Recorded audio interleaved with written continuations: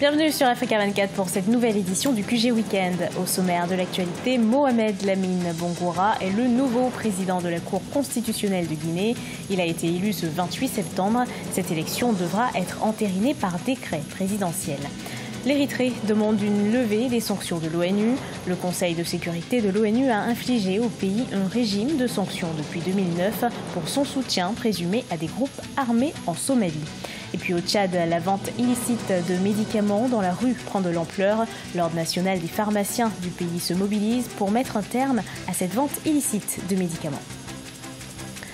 Un nouveau président à la tête de la Cour constitutionnelle en Guinée. Il s'agit de Mohamed Lamine Bangoura. Il a été élu pour remplacer Khalifa Sall, une élection qui doit être confirmée par le chef de l'État, Ibrahima Dioumaba. Nouveau rebondissement dans la crise à la Cour constitutionnelle en Guinée. Vendredi 28 septembre 2018, les 7 juges frondeurs de cette juridiction ont procédé à l'élection de nouveau président en la personne de l'ancien vice-président de l'institution, Mohamed Lamine Bangoura, en remplacement du président destitué Khalifa Sall. Avec la destitution qui a été d'une certaine façon matérialisée avec l'élection du remplaçant de Khalifa Sall, c'est un peu la détermination de ceux qui veulent le chasser de la Cour constitutionnelle qui se révèle au grand jour. Conformément à la loi, l'élection de nouveau président à la tête de la Cour constitutionnelle devra être entérinée par un décret présidentiel. Alors que la légalité de la destitution de Khalifa Sall alimente la controverse dans le pays, la suite de ce dossier reste déterminante pour la crédibilité de la Cour constitutionnelle, selon certains observateurs. Les juristes les plus écoutés en Guinée ont démontré notamment que la procédure a été de bout en bout violée. Il fallait passer par la Cour suprême pour faire constater les accusations qui sont brandies contre Khalifa Sall. On attend que le président de la République prenne un décret soit pour entériner l'élection ou pour l'invalider. Quand il prend un décret pour confirmer l'élection, pour tout le monde, ce sera évident que lui-même, il a entériné toutes les violations qui vont avec. Khalifa Sall est arrivé à la tête de la plus haute juridiction constitutionnelle de la Guinée en mars 2015. Selon la loi, il devrait faire un mandat de 9 ans non renouvelable. Sa destitution intervient dans un contexte politique où la succession du président Alpha Condé en 2020 fait débat. Le chef de la diplomatie algérienne, Abdelkader Messael, s'est exprimé à la tribune de l'Assemblée générale des Nations unies, l'occasion de faire un état des lieux de la situation politique et socio-économique de son pays, l'occasion également d'évoquer les conflits régionaux. En ce qui concerne la question du Sahara occidental, le ministre algérien des Affaires étrangères appelle à un dialogue sincère entre les deux parties prenantes pour une solution durable. Écoutons-le. S'agissant du Sahara occidental, qui, en tant que problème de décolonisation, relève de la responsabilité première des Nations unies, l'Algérie considère que son règlement ne peut être trouvé qu'à travers l'exercice par le peuple du Sahara occidental de son droit inaliénable et imprescriptible à l'autodétermination. Mon pays, qui réitère son ferme soutien aux efforts du secrétaire général des Nations unies et de son envoyé personnel pour le Sahara occidental, forme à cet égard le vœu que leur action puisse contribuer, avec l'apport de l'Union africaine, à la reprise des négociations sans préconditions et de bonne foi entre les deux parties, le Royaume du Maroc et le Front Polisario, et ce, afin de parvenir à une solution politique mutuellement acceptable, assurant l'autodétermination du peuple du Sahara occidental. L'Érythrée, de son côté, souhaite une levée des sanctions de l'ONU. Pour rappel, depuis 2009, le Conseil de sécurité de l'ONU a infligé au pays un régime de sanctions pour son soutien présumé à des groupes armés en Somalie.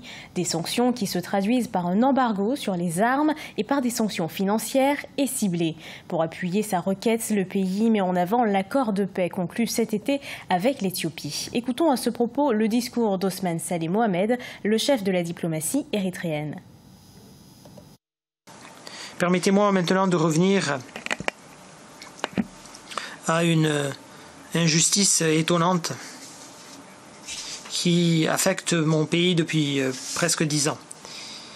Je pense ici aux sanctions non justifiées qui ont été imposées à l'Érythrée en décembre 2009 et 2011 respectivement.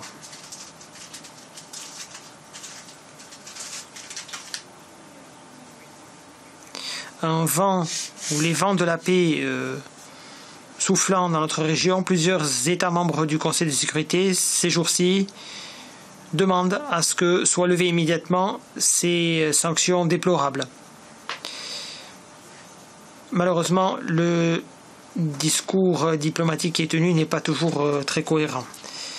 Certains pays sont à la recherche aujourd'hui de prétextes et d'autres raisons de procédures, pensent même à l'imposition de conditions. L'objectif étant de modifier l'aune qui est utilisée pour mesurer les progrès et donc de maintenir les sanctions illicites à l'encontre de l'Érythrée.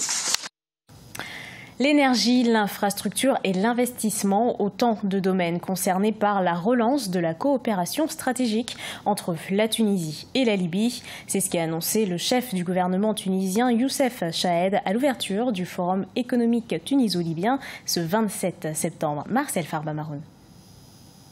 L'occasion de l'ouverture du Forum économique tuniso-libyen, jeudi 27 septembre 2018, le Premier ministre tunisien Youssef Chahed a annoncé la relance de la coopération stratégique entre les deux pays, une reprise qui concerne l'énergie, l'infrastructure et l'investissement. Il était temps que et la Tunisie et la Libye montrent que leur désir de coopération sont réels et que ce désir de coopération se traduise surtout dans les faits. Selon Youssef Chahed, la Libye est disposée à accorder la priorité à la Tunisie en matière de brut dans le cadre de l'échange du pétrole contre marchandises. De son côté, la Tunisie est prête à instaurer une coopération stratégique plus globale dans le domaine de l'énergie concernant le raccordement aux pipelines de brut et de gaz, le stockage commun et l'instauration d'un partenariat avec la Libye dans le domaine de l'électricité.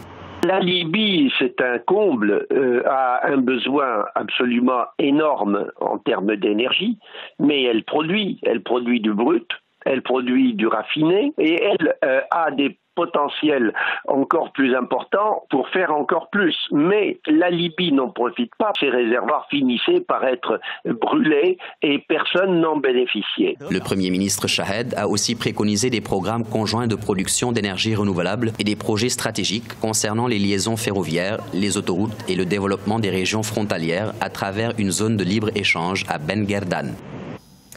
Au Tchad, l'Ordre national des pharmaciens ont lancé une campagne de sensibilisation auprès des autorités et des leaders d'opinion. L'objectif, trouver des solutions pour mettre un terme à la vente illicite de médicaments. Reportage de notre correspondant Mahama Ramadan. Au Tchad, la vente des médicaments illicites et contrefaits prend de l'ampleur à travers le pays. La santé des millions de personnes est menacée par ce fléau, mais le pays peine à adopter des textes juridiques et réglementaires pour lutter efficacement contre ce commerce prohibé. C'est le constat que fait l'Ordre national des pharmaciens du Tchad, qui a lancé ce jeudi 27 septembre 2018 une vaste campagne de sensibilisation auprès des populations, des autorités et des parlementaires. On a la convention Médicrime qui permet de sanctionner les vendeurs de médicaments illicites et contrefaits. Ça permet de les pénaliser et cette convention Médicrime n'est pas ratifiée par le Tchad. Donc c'est l'occasion de faire passer le message pour qu'ils puissent vraiment nous accompagner dans ce sens. Selon l'Ordre national des pharmaciens du Tchad, à cause de la faible existence des textes juridiques spécifiques, les vendeurs des médicaments de la rue ne sont pas suffisamment inquiétés par la justice. Il estime que plus de 30% des médicaments au Tchad sont vendus de manière illicite en dehors du circuit normal. Traduire devant les juridictions les personnes exerçant la profession, illégalement la profession, et ceux qui sont impliqués dans la contrefaçon. Certaines saisies qui ont été faites par les autorités, c'est vrai, mais c'est pas vraiment c'est de façon spontanée. Donc ce que nous demandons, c'est l'éradication complète. Avec une population estimée à près de 12 millions d'habitants, le ratio au Tchad est d'un pharmacien pour 240 000 habitants, alors que la norme internationale voudrait qu'il y ait un pharmacien pour 20 000 habitants. Ce journal a été préparé par l'ensemble de la rédaction. Merci de l'avoir suivi. Retrouvez dans un instant une nouvelle édition d'Actualité sur Africa 24.